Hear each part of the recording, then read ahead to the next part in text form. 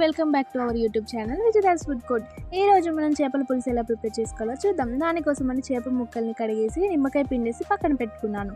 అందులో మసాలా పేస్ట్ కోసమని ఒక బౌల్లో ఆయిల్ పోసి ఆనియన్స్ని ఫ్రై చేసుకుంటున్నాను. ఇలా ఫ్రై చేసిన ఆనియన్స్తో పాటు మసాలా ఇంగ్రీడియంట్స్ అన్నీ అలాగే అల్లం వెల్లుల్లి పేస్ట్ కూడా వేసేసి మెత్తగా గ్రైండ్ చేసుకోవాలి.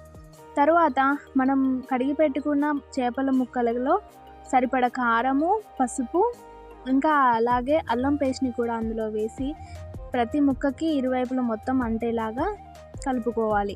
అలాగే ఒక కడాయి తీసుకొని అందులో నూనె వేడయ్యాక కట్ చేసి పెట్టుకున్న ఆనియన్స్, ఇంకా పచ్చిమిర్చి, కొంచెం జీలకర్ర వేసి నూనెలో బాగా వేగనివ్వాలి. అలాగే చిటికెడంత పసుపు కూడా వేసి బాగా వేయించుకోవాలి. మనం ముందుగా ప్రిపేర్ చేసి పెట్టుకున్న మసాలా పేస్ట్ని కూడా అందులో వేసేసి నూనెలో బాగా ఫ్రై చేసుకోవాలి. అలాగే కట్ చేసి పెట్టుకున్న పుదీనాని కూడా వేసి బాగా కలుపుకోవాలి. మనం ముందుగా కలిపి పెట్టుకున్న చేప ముక్కల్ని కూడా అందులో వేసేసి ఆయిల్ మొత్తం ముక్కలకి పట్టేలాగా కొద్దిసేపు ఆయిల్లో ఫ్రై చేసుకోవాలి.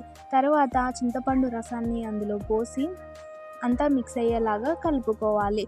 బాగా కలపకండి, ఎందుకంటే ముక్క విరిగిపోద్ది. సో తర్వాత మనకి టేస్ట్కి సరిపడా ఉప్పు అలాగే మసాలా పొడిని కూడా వేసి మూత పెట్టేయాలి. చిన్నగా లో ఫ్లేమ్లో చాలాసేపు మరగనివ్వాలి. అలాగే మూత తీసి కొంచెం కలిపేసి లాస్ట్లో ధనియాల పౌడర్ ఇంకా కొత్తిమీర కూడా వేసేసుకొని మొత్తం మిక్స్ అయ్యేలాగా నీట్గా కలుపుకోవాలి. అంతే, చాలా రుచిగా ఉండే అందరూ ఇష్టపడే చేపల పులుసు రెడీ అయిపోయింది. మీరు కూడా ఇలా ట్రై చేసి ఎలా ఉందో కామెంట్ బాక్స్లో కామెంట్ చేయండి. Thanks for watching. Do subscribe for more videos.